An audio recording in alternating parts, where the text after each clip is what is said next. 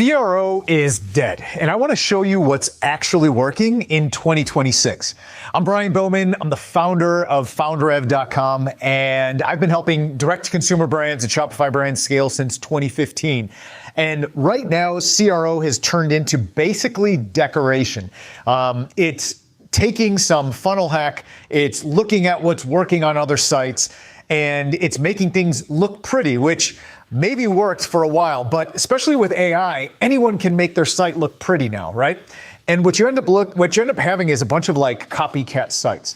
And what CRO actually needs to turn into is not simply doing what looks good, but what your website says, what your store says, and how it communicates with the customer. And then it communicates with the customer in a way that they want to be communicated with.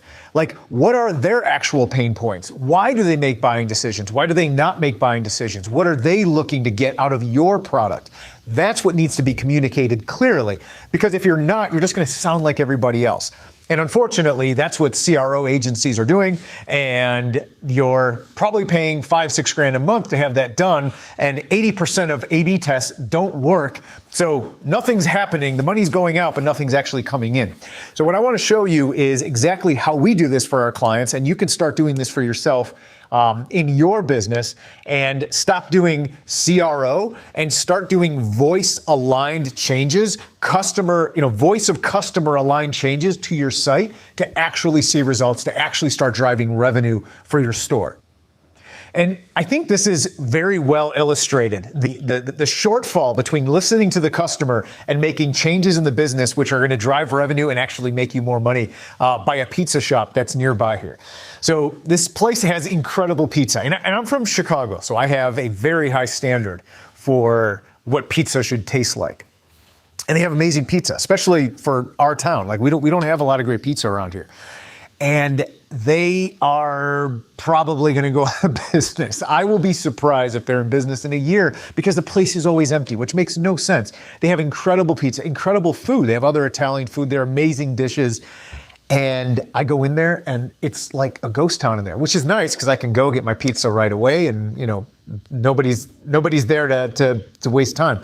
But I see them making all these changes. They've redecorated the inside. They have, they've changed the layout. They reinvest. They closed down to remodel to like change the layout. They added in this weird like wine selection thing where people can go buy wines at a pizza shop. I don't know, but I asked the owners, it's because they were seeing that it was driving some revenue. And I'm like, how is it that a pizza shop that has the best pizza in town can be empty? And if you look at their reviews, their Google reviews are just full of customers explaining exactly what the problem is. People have come in there with parties of 7 and 8, and the owners have told them and the host or whatever has told them, yeah, we can't seat you. And they've said, okay, well, what if we break up into 2 parties of 4? Yeah, we can't do that. We have a policy against that. People want to do takeout. Everyone's doing Uber Eats now, and everyone wants to eat at home. They just want to have good food and bring it home. No takeout. Not even Uber Eats. They just won't do takeout, period. There's comments about the ordering process. Like there's a certain way that you have to order, and I'm sure that helps them operationally, but the customer is telling them exactly what the problem is. And every time I go in there, there's less and less people there. So they are making decorative changes. They're like changing where the seats are, and they're trying to drive revenue. It's not like this is just some side thing that, they don't need to make money. And if that was the case, then fine. They want to do it their way. That's fine. Another business will be glad to take their spot when they can't pay rent anymore.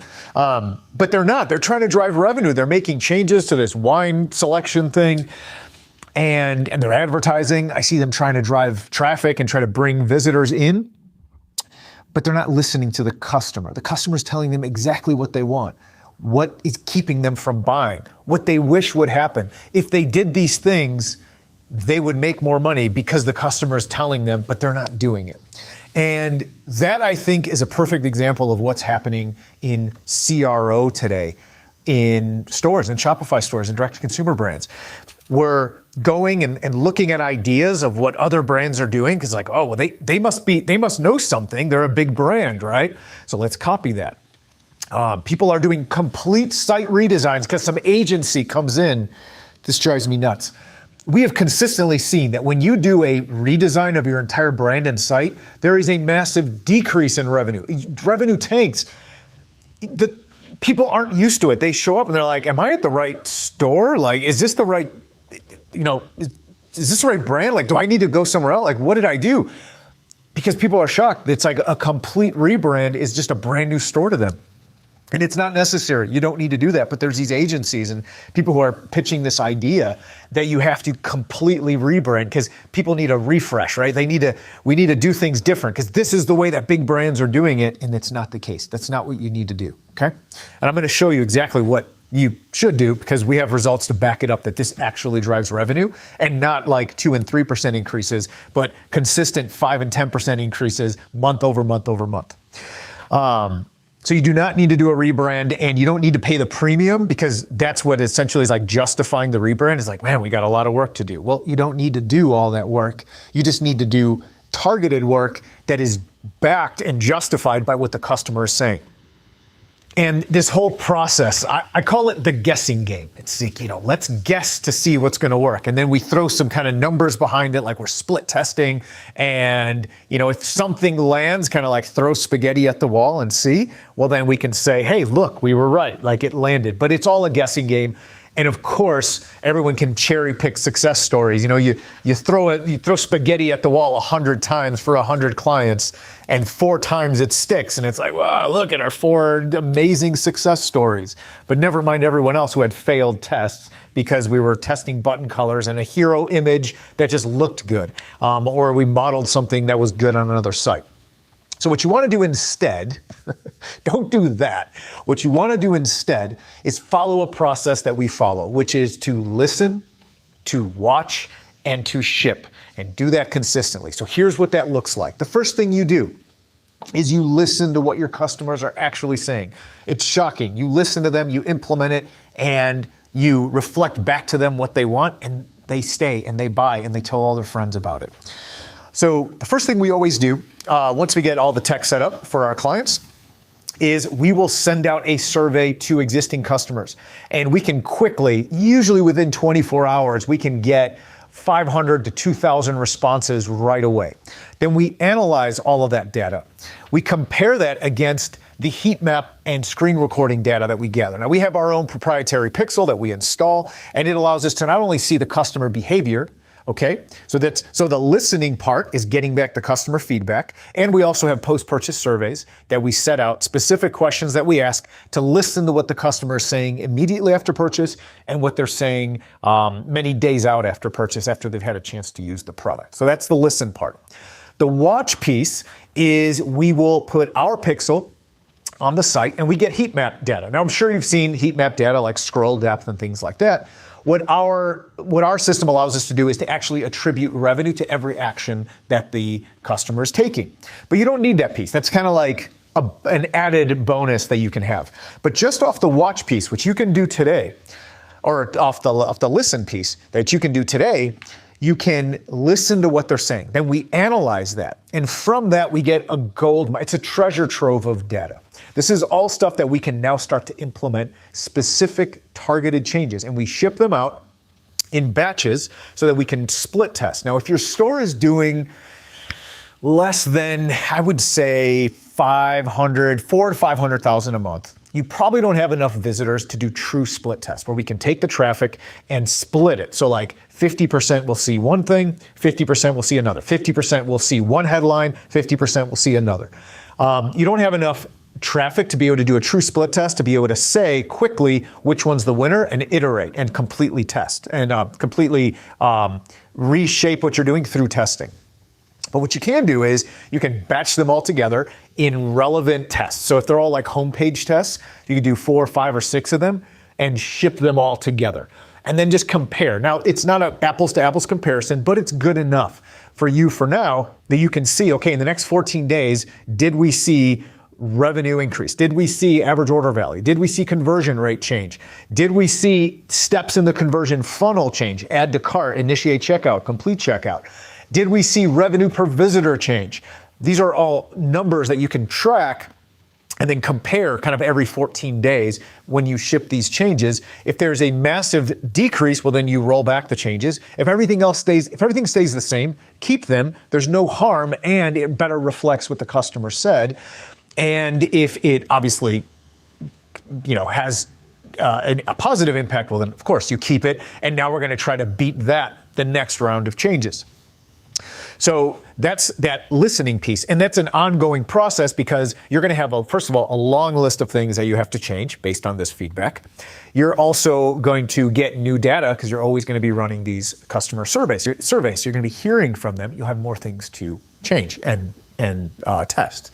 If you're at 500K a month or more, well, then you have plenty of visitors. So now we can do true split tests. And this is most of the clients that we work with.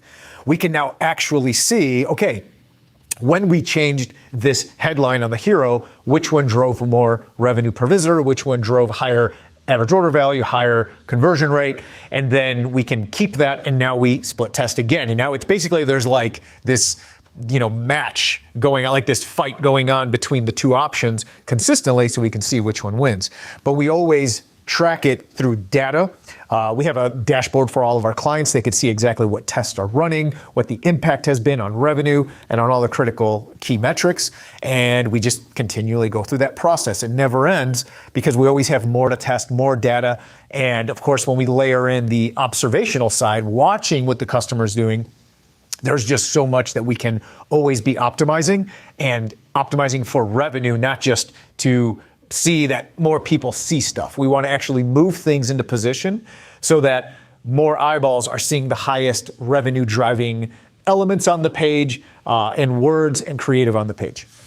So that process is what you really should be doing if you want to be doing CRO. And I don't even call it CRO. It's more voice of customer aligned optimization. We're actually going to listen to what they're saying and implement it. We're going to watch what they're saying and ship changes that align with that. And guess what? Over time, we start to see huge wins. And you don't need 1 month to be a massive win. If we can get a 5 to 10% increase in revenue every single month, well, that compounds very quickly over time. And here's the best part. When you're optimizing that way, guess what? Return on ad spend, ROAS from your ads goes up because now the traffic you're driving is going to have higher revenue per visitor. So now ROAS is going to look better.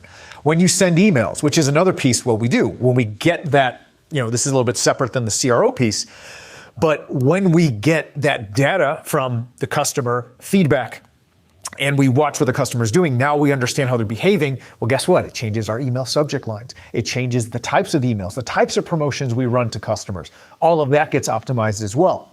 So email now performs better. You get that influencer, those influencers to drive traffic. Well, guess what? Those influencers are working harder now because every visitor they send is going to make more money because we've optimized what's actually aligned with the customer. So the customers that they send are going to convert better. If you have direct traffic even, it's going to convert better. All that effort you're putting into building a brand and posting on social, guess what? That's going to convert better. And it all starts with, again, not CRO, it's aligning with the voice of customer, what they're actually saying.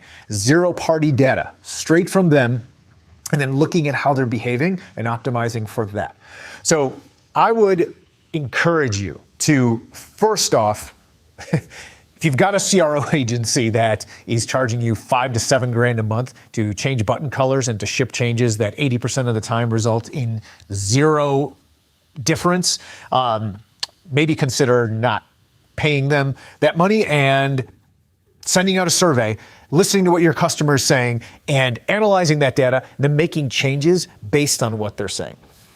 And when you start to do that, you will be amazed at the impact it has on your site. So instead of decoration, instead of moving the chairs around like the pizza shop, start reading the Google reviews, start listening to what people are saying, and start making changes that align with that, and you'll be amazed. You won't have to start a side wine store inside your pizza shop. You'll just be able to serve amazing pizza to your customers, have them happy, have them spending more, filling up your seats, and having a long line of people who are going to want their takeout so they can take it home, drive more revenue, increase your conversion rate, and just be happier. So go Stop CRO. CRO is dead. Fire your CRO agency and start doing voice of customer aligned changes in the way you communicate on your site, the way your site looks, and how you communicate in your emails, and you will be shocked at how it impacts revenue.